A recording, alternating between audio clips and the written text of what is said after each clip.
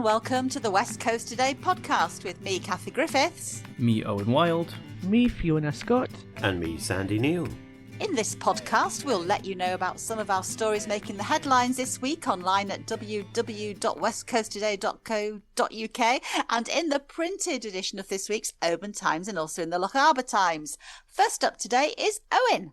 Thank you very much, Kathy. Well, Oban became the centre of an extremely rare orca sighting last week, as multiple local tour companies were lucky enough to spot a new pod never before seen in the area. The pod is still to be identified, and was seen from as far south as Seal to as far north as Ardnamurchan Lighthouse. Most sightings were in the Sound of Mull, and we have video of one such encounter on West Coast Today for you to watch. Postal staff on Mull have been relying on help from their community in the last week as the island's postal crisis continues to worsen. Local businesses, village halls and even the RNLI have assisted with deliveries. The Communication Workers Union is now in meetings with Royal Mail to sort a solution to the crisis as soon as possible. And finally, a bit of motoring mayhem for nurses on Mull, who were forced to call out the Coast Guard to reach a patient's house last week. Nurses have previously had use of a 4x4 vehicle to tackle Mull's rugged, unpaved tracks, but this was recently written off and replaced with a Kia Picanto. Has anyone here ever driven one of those? Not me. No. I've got a Kia Sportage. Well, close enough. As you probably know, they're not exactly built for off-roading, hence why one nurse compared it to a mobility scooter. You can read the full story in this week's OT. Thanks, Owen. Oban was buzzing at the weekend when Oban Local Mòd came to town. More than 550 entries delighted organisers. The Rockfield Centre hosted Children's Day on the Friday to much excitement, and 7 choirs battled it out on the Saturday for top silverware, with event adjudicators singing the praises of all, from pipers to fiddlers, the whole lot. A huge murang tang to everyone who worked so hard to make this incredible celebration of Gaelic happen. I had lots of fun and I'm sure lots of others did too. Over on Eastdale, a group of just 27 British Legion Scotland members have a massive task ahead of themselves, needing to raise £15,000 to keep honouring the island's war dead. The memorial, which is actually on Seal, is badly in need of restoration. You can read our story about how you can help them online at www.westcoasttoday or in print in the OT. And now to Fee over in Lochaber. What have you been working on? Thanks, Kathy. Well, this week our esteemed MP Angus MacDonald, among others, has been kicking up a stink over the closure of public toilets across Skye and Lochaber due to acts of vandalism.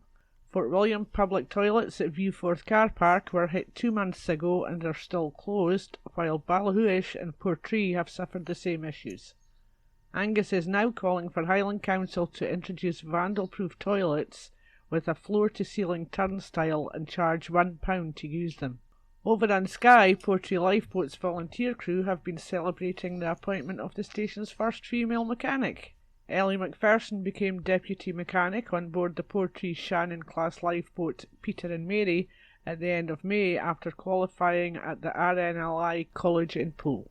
And last but not least, taking pride of place on the back page this week is Moidart's very own clay pigeon top shot John MacDonald, who has not only fired his way to a 12th Scottish Olympic trap title, but equalled a world record in the process. Well done, John.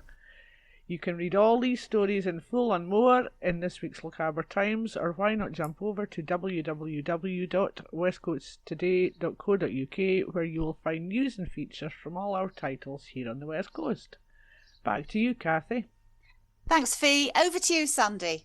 Thank you very much, Kathy. Well, Argyll and Bute Council is challenging an appeal won by an Oban nurse in her campaign to restore parking permits for medical staff on call. The council's unpopular plan to install traffic lights at the bridge over the Atlantic continues to divide, this time at a council meeting.